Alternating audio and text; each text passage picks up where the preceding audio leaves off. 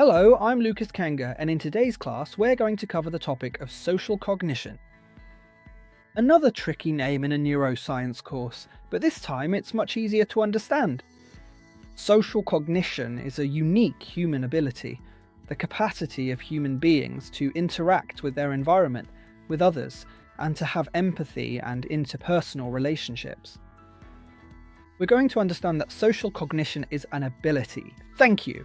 A highly developed one in humans. Human beings are inherently social creatures.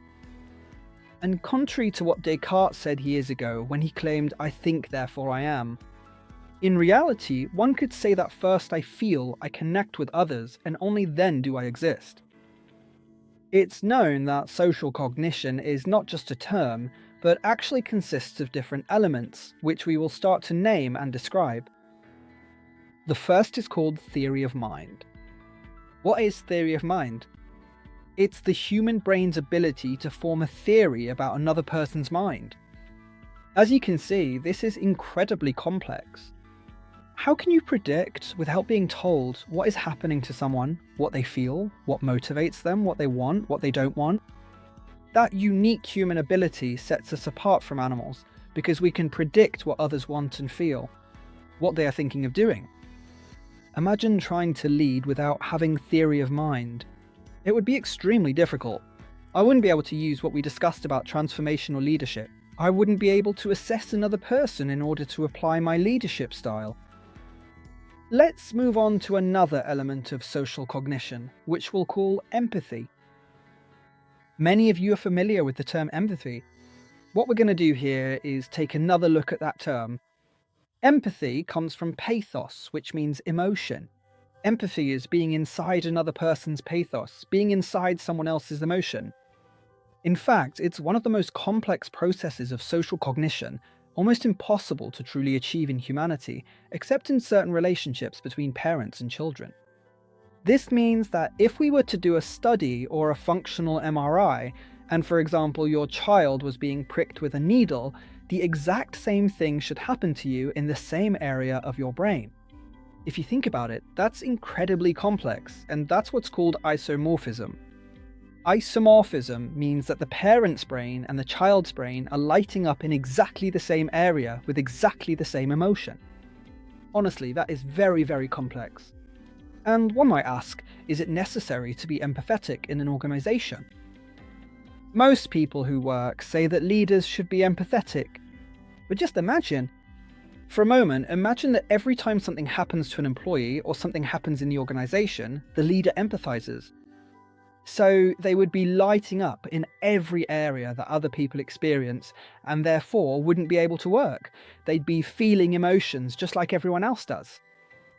Let's set aside the topic of empathy so we can understand that there's another element of social cognition called sympathy. Sym means together, like symbiotic, which means two lives together. When we talk about sympathy, it's a different effect from empathy. I don't have exactly the same area activated as my colleague or the person I'm leading, but I can understand what they're going through. For example, person A feels sadness about something, and I, for instance, feel pity for that person. You see, it's no longer isomorphic, it takes two completely different forms. One has the area of sadness activated, and the other the area of pity.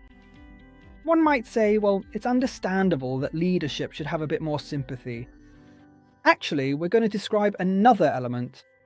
This element is called emotional contagion. Emotional contagion is the human ability to catch the emotions of another person.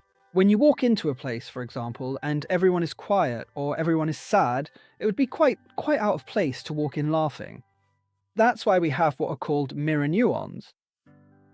These were researched a long time ago by a group of Italians who discovered that we have certain neurons that make us match another person's emotional state, but without actually feeling it ourselves, simply mirroring it. If you take a look at these four elements, we could actually distinguish between them, whereas in organizations it's sometimes thought that there's only one, called empathy. The question is, should a leader be empathetic? Let's think about it. In order to lead transformationally, I absolutely have to diagnose the person. and to be able to diagnose the person, what we could use is theory of mind. That ability I have to predict the emotional state or the motivational or value-based state of the other person so that I can adjust myself accordingly. So we've now understood the 4 elements of social cognition. Let's now see how we can use them. How can we use social connection within the organization?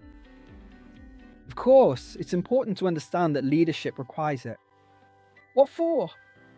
So that I can understand not only the diagnosis of the other person, but also my own self-diagnosis.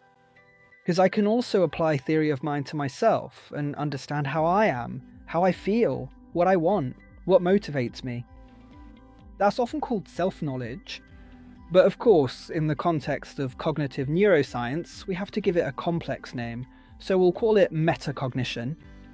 Metacognition is like knowing myself from above. It's a higher level cognition of mine. So I'm not forming a theory of mind about someone else, but rather I'm forming a theory of mind about myself now.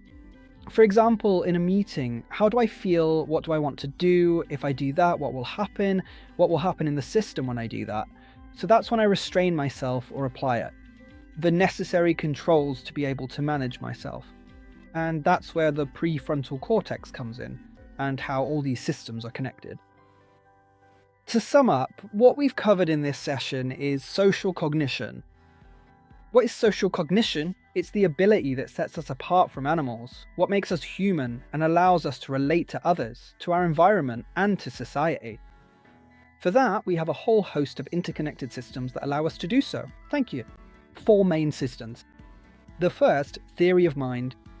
Theory of mind is the ability that allows us to put ourselves in someone else's mind, to form a theory about what the other person is experiencing, wants, or is motivated by.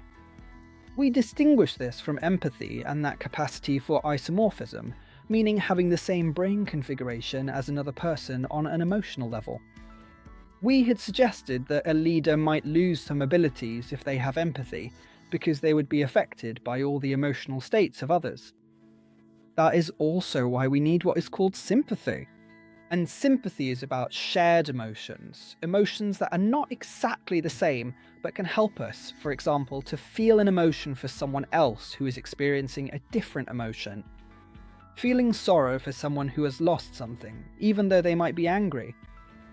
In that context, we come to emotional contagion, which allows us to make decisions or become emotional in line with how a group is feeling, to enter a place and quickly pick up on someone else's emotional state without actually experiencing it ourselves, but simply through contagion.